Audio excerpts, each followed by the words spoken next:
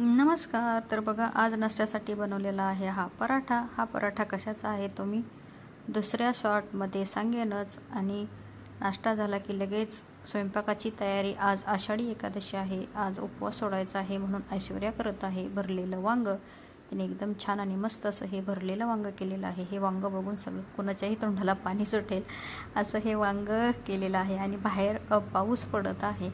आता इकडे वांग शिजते तोपर्यंत तिने दुसऱ्या भाजीची तयारी करून घेते आहे. आणि मी करत आहे देवपूजा. आणि माझी देवपूजा वगैरे होईपर्यंत तिने हे पापड वगैरे तळून घेतले, दुसरी भाजी केली आणि चपातीच्या तयारीला लागलेली आहे. आणि चपात्या बघा कशा टम्म फुगत आहेत. चपात्या झाले की लगेचच आम्ही देवाला नैवेद्य दाखवून जेवायला बसलो. ऐश्वर्याने देवाला नैवेद्य दाखवला. आणि आज जेवणात होतं वांग्याची भाजी, दोडक्याची भाजी, भात, चपाती, पापड, सॅलाड आणि श्रीखंड. तर या जेवायला.